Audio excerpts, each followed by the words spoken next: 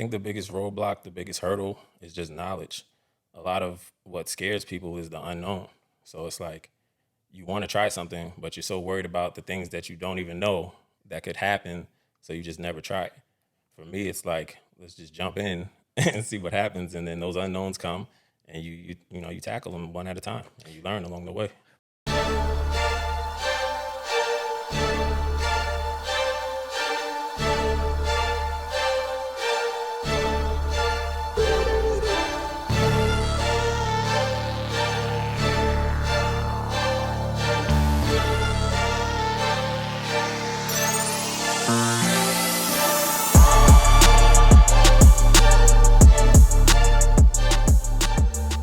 Welcome and thanks for joining us here. You're listening to the Dream is Real podcast. This is the place if you're looking to buy, sell, or invest in New York real estate. Before we get started, like, share, subscribe, turn on those notifications. Don't want you to miss an episode as we bring you great content. And today is no different. As a matter of fact, today is a special episode.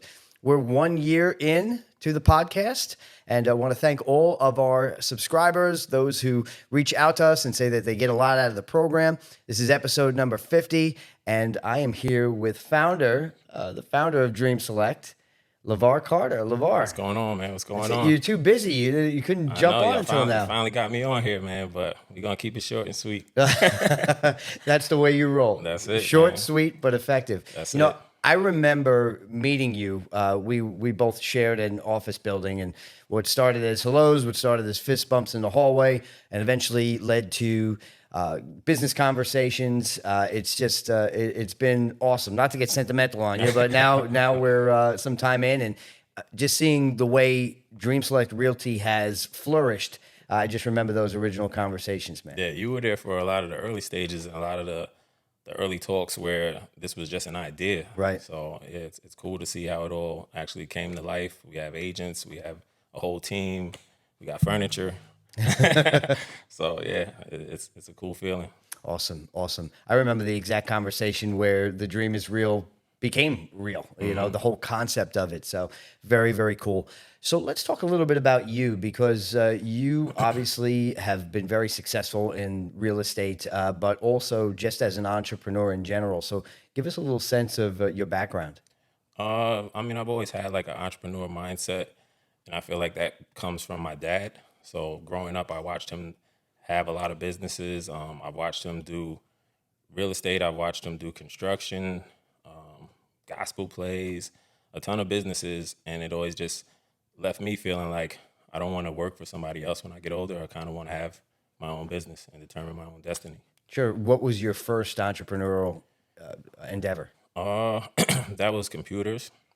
So I went to school, New York Tech, for a few years, dropped out because I wanted to be a computer scientist, but all of the classes and courses that you have to take was just like way too complicated for me. So I ended up dropping out, going to a trade school for 6 months, graduated valedictorian, started my own computer business. I had lawyers' offices, I've had doctor offices. I'm doing their networks and fixing their computers, and that was at like 20 years old. Awesome. And I know we get some questions sometimes like, what's with the little bulldog? So that was something that you kind of took that industry by storm, and tell us about that. I had a dog magazine called Bully Girl Magazine.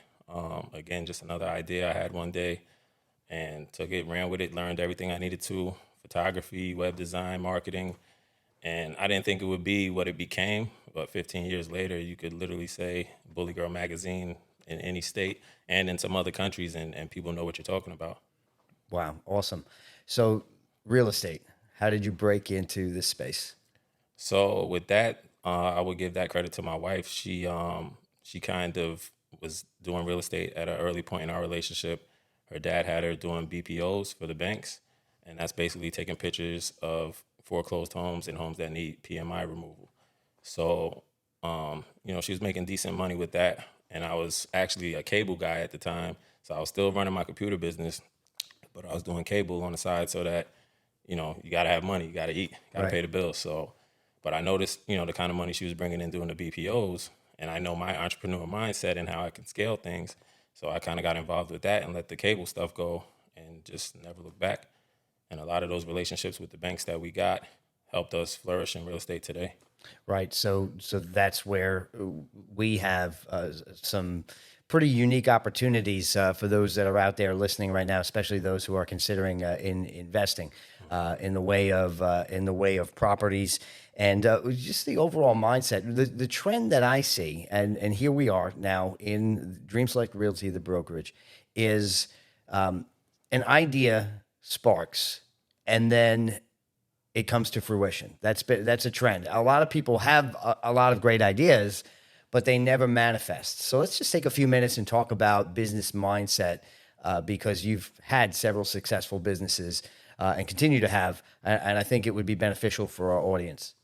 Well, like I said, that still will go to me giving credit to my father for seeing him never give up at things and seeing him start different businesses. So that's just my mindset. If I have an idea or something, I'm not scared to try it. Um, I'd rather fail at it and learn than to like always wonder if I could have done something. Yeah, I think it's important to note, and correct me if I'm wrong, but I'm sure that there are things that you have tried and it didn't work out the way that you planned, and you pivoted. Am I accurate in saying that? Yeah, so there's been every business isn't a home run. I've had failed businesses, but again, now that I failed at it, it's two options: either figure out why it failed and continue doing it, or realize that that just wasn't for me and then move on. So one or the other is going to happen, but I'm always going to be on top at the end of the day. What do you think is the biggest roadblock to most people in their success in terms of whether it's business, whether maybe it's even just from a real estate perspective? Hey, you have a dream to have a certain type of property. You want to own, commercial properties, and it stays as an idea, but it never manifests. What's some of the biggest roadblocks that you see? I think the biggest roadblock, the biggest hurdle is just knowledge. A lot of what scares people is the unknown. So it's like you want to try something, but you're so worried about the things that you don't even know that could happen, so you just never try it. For me, it's like let's just jump in and see what happens, and then those unknowns come, and you tackle them one at a time, and you learn along the way. Right, because most of the time, the challenges that you face are not the be all end all. As a matter of fact, And you're you gonna make need to those have that. challenges bigger in your head than they really are because you're just too scared to try in the first place. Right, right, because there's really not much that you can't even rebound from, even if it just hurts a little. Yeah, and in this day and age in 2025, there's no reason why you can't research something and try it if you want to. Like, I feel like everything is a lot easier now. Like when I started businesses years and years ago, like you really had to learn your stuff. And now you can take a course or watch a YouTube video and learn almost anything. Hi, my name is Tyrone. I'm the owner and trainer here at Fly Fitness. We work with children of all ages, sports specific training, soccer, basketball, lacrosse, football, you name it, we do it here. We also work with the beginner, the person that has never been in the gym before. We get you from point A, point B, and we take you through the alphabet of training. We also do rehab, ankles, back, knees, shoulders. The older we get, the more fragile we are. So those things that I just mentioned, those are things that we're definitely going to need help with. That's what we specialize in here at Fly Fitness. Come and join us. It's one thing that always impresses me about you. I come into the office, we're talking, and you're always finding what's new, what's next. I like to be of that same ilk as well, but many times you introduce something to me. How do you stay sharp, and how do you manage your time where you're not only operating the businesses, you also have a beautiful family. You've got a lot going on. How do you manage that time? So one of the things I learned over the years to be able to have things and scale things is that you need help. So a lot of the earlier businesses, I did everything myself.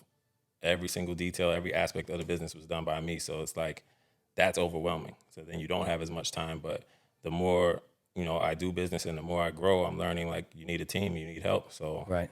things are happening even when I'm not around. So that allows me to have time with my kids. This business will run whether I'm here or not. So I can go and see my kids play basketball and be it, important parts of their lives. Awesome. Delegation is so key. One of my favorite books is, 7 Habits of Highly Effective People. And in there, it talks about the levels of maturity. The first is dependence. I need somebody to do it for me. The second is independence, right? I'll do it myself. But that third level, which I think, you've broken the barrier on or continuing to pursue that, is interdependence, right? Depending upon other people. And why do you think it's so hard for some to delegate? For a lot of reasons. One, I know for me, I was always worried somebody was going to steal my idea or learn too much of how I do what I do and then go start their own thing. So, that could be one of the things where people will be scared to delegate. Another thing is just, OCD, wanting everything done a certain way, so you'll do it all yourself. Right. Was there a kind of a tipping point in your life up until this point where you said, I'm going to build a team around me regardless of some of the concerns that I have? Yeah, I feel like this business was that tipping point because for the magazine, the dog magazine, a lot of that for the first, did it for 15 years. So I would say for the first close to 10 years, everything was me, from the printing to the publishing to, everything, all the content you saw in the magazine. I did the photography. I would travel to shows. And like I said, that's overwhelming. So you get to a point where it's like you don't even want to do it anymore because it's just too much work. Right. So now you're like looking for an exit. But with this company, I built it the complete opposite way with a team. So it's like coming to work every day is fun. It's not like a challenge or I'm dreading whatever I got to do. Are you a homeowner who is looking to expand your home so you have enough space for everything you need in your home? Or do you want to renovate because the interior just doesn't work for your needs anymore? Or are you someone who's looking for a property, but nothing that you've been looking at really fits what you need? Well, my name is Catherine Serrano Sosa. I'm the founder of Rooted Architecture Studio, and I can help you bring those renovations and adjustments to life. At Rooted Architecture Studio, we focus on creating meaningful, inclusive, client-centric designs for homeowners and investors. We walk you through the whole process of designing construction and making sure that you understand what's going on, but take away all the layers so you can sit back and just focus on the deliverables of what we're designing. We make sure that your non-negotiables are integrated and your wants and needs are integrated to the best of our abilities. So if you are looking to do anything that I just discussed, or just have ideas that you might want to talk about what the possibilities may be, give us a call and reach out through social media as well, and we'll be happy to help you.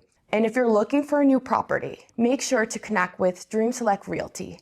They're the right people to help you find the right property for you and make sure that your needs are integrated. Or if we're renovating, we can all collaborate together to bring that vision to life. Awesome. Let's talk a little bit about real estate itself and the mindset going into real estate that makes you successful. I feel like the mindset in real estate to be successful is the same mindset you need to do anything. Like you have to believe in yourself. You have to do your homework. There's no handouts. You may get lucky from time to time, but I feel like your luck depends on also how much work you put in. Like to get lucky, you have to put in a ton of work, Right. and then you have those lucky moments. What is that saying? Oh, and I'll botch it now because I'm put myself on the spot. It's like luck is when opportunity meets preparedness. I got it on the first shot. Yeah, nobody sees all the work you do behind the scenes, so everything you do will appear easy to people, but it's like there's a lot of legwork involved. Right. What do you think? Let's talk about from the real estate professional perspective. What do you see in real estate agents that make them a success versus some of those that just happen to have a license? You get out what you put in. So like I admire certain agents and brokers who do more than me, and the way they market their companies and the lengths they'll go to stand out. So that's the mindset you need if you're going to be successful at real estate. Is you have to stand out. You know how many real estate agents there are, how many brokerages there are. Sure. So like, I don't even know. why But should I sell my house with you? You have to stand out. right, and you're right. That's a universal success principle, right? You can't blend into the crowd. You've got to differentiate yourself, right? Yeah, and that's like one of the major things about Dream Select Realty is that we try to do everything different to stand out, down to even my avatar for my for sale signs in front of the house. I've gotten word of mouth clients just from people saying that's the coolest thing they've ever seen. Most people will have just their mugshot on a for sale sign, and I have a cartoon version of me. And let's be honest, a lot of real estate agents, they have their mugshot from 25 years ago too. Yeah. That's one of the things I swore to myself that I would update my image. Well, we do the avatars now anyway, Yeah. but you know, I may not look the same in 15 years, so I should change my picture. Might look better in 15 years. Yeah, that's what I'm aiming for. But if you're out there and you're an agent and you still have the glamour shots up there, you probably want to make the make the switch. Let's talk about the real estate market here for a second. What do you see? Let's talk about New York, Long Island. What do you see in today's market? As far as what? That's a good question, right? Because it was very broad. What are some of the opportunities out there for buyers and sellers, and even I mean, I know you're big on the investing side. I feel like the market to me is always good. It's just buying at the right numbers and selling at the right numbers. So there's always opportunities. We're getting over ask on a lot of our listings. We just had a house sell in Islip. He wanted 549. We got him 610 or 620. Wow, or something that's like substantial. That in about 2 weeks. Is that So- that in 2 weeks Yeah. as well? Okay. And So we had a $1 million listing recently. That was only on the market for about the same, about 2 weeks. So everything is moving. I feel like it's a good market. But like I said, I always feel like it's a good market. If homes are cheaper, then you buy and you invest. If homes are more expensive, then it all depends on what your end goal is. So like to me, it's always a good market. It's just how you want to invest your money. So over market sales in a short period of time. If you're thinking about selling your But home, that all comes down to how you price it also. So that's Okay. what I always tell clients, because that wasn't just like the market. I mean, it obviously has a little bit to do with the market, but we priced that home at 620. It doesn't go for 620. It probably ends up going for Sure. 550, because unless in those first 2 weeks you get those buyers at that higher number and they immediately go into contract, you sit on the market and then you end up getting lower offers. So I try to tell people, price the house right. Let me price it, the way that's going to get a ton of traffic to your open house. Wow. That way you end up, we had this guy come in to review the offers. We had like 7 or 8 offers on the table for him to review, and they were all over 600. wow. So it's you price it attractive so that you draw the attention, and then when people get accustomed to the quality of the home, all the facets of it, then you'll see the bidding starts at that point. It's supply and demand. So when you come to an open house and you're coming there with your wife and your kids and you want this house, but you see 4 other families there checking it out too, you're going to make a stronger offer if you really want the house. Right. When you're the only one there and you've seen that the house has already been on the market for 4 weeks, you're not going to make an over ask offer. You're going to try to make a lowball offer. Activity breeds activity. You know what's interesting? I'm just observing this. Your approach to even pricing out the homes is similar to your business. It's like, let's not waste time. Let's create a bunch of activity right away, see what works and grow. And it seems like, I say it seems like I'm here almost every day. Our clients are getting the highest value for their properties simply because things are positioned well and that there's a strategy involved. This is not, anybody can put and list a house, right? But it's a matter of the strategy of getting it out there. And we don't have necessarily the time right now to talk about all of what we provide when we're selling a home. But is it safe to say that we go the extra mile and we leverage definitely. every bit of technology possible? Every bit of technology, virtual tours, drone photography, drone videos, you name it, we do it to promote your property. But again, none of that matters if we don't price it right. Right. You can have the most marketing and everything behind the house, but if you don't price the house right, you're going to end up at the market price regardless. So it's like you can list it. I know a lot of people would, they'll be in debt. So they'll want to list the house $100,000 or $200,000 higher so they can also sell the house and pay off some of their debt.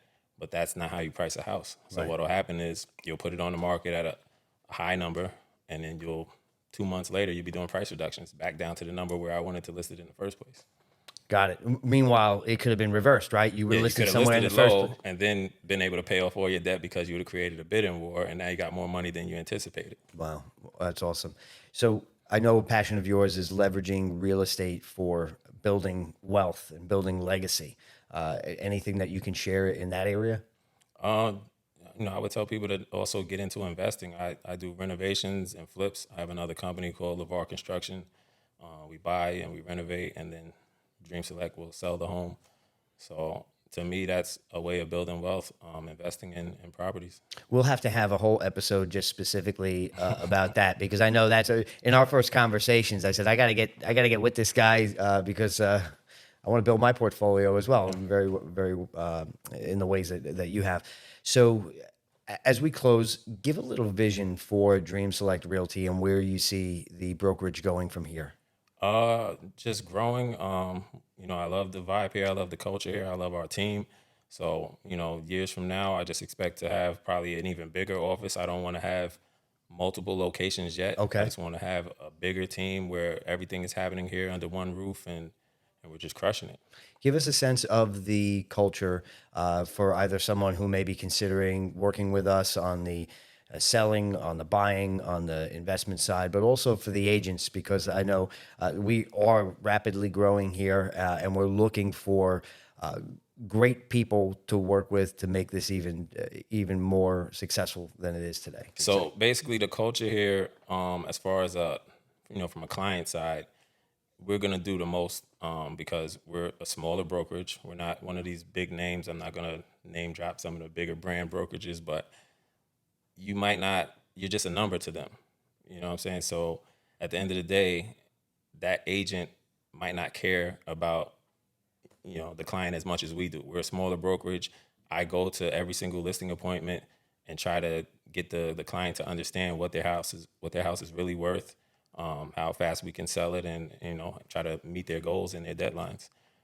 You're not getting the big brand brokerage CEO to come to your house and help you, go over a pricing strategy. We do that because we're smaller. So not saying we, obviously we care, and I don't want to say that they don't care, but, we go that extra mile.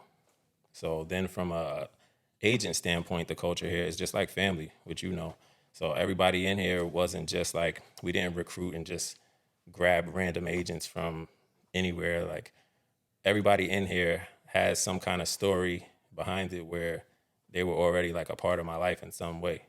So everybody in here is almost like friends and family, where you come to work here, it's a vibe. Not saying that that's the only route in here, that I have to know you in some way first, but now that we have the large team that we have about 12 agents. So it's like, at this point, even if I don't know you in that way, when you come aboard this team, you're gonna feel that family vibe. Well, I think it's awesome that you want to know them, Yeah. right? And I think that's what it is. So last question. Are we going to have to wait to the 100th episode before you come back on, or can we have you on sooner than I that? thought we were gonna do the 1,000th episode. Getting me on camera is not easy. That's it, but I'm glad that we did. Thanks for coming on, man. All right, It's man. good to know you, bro.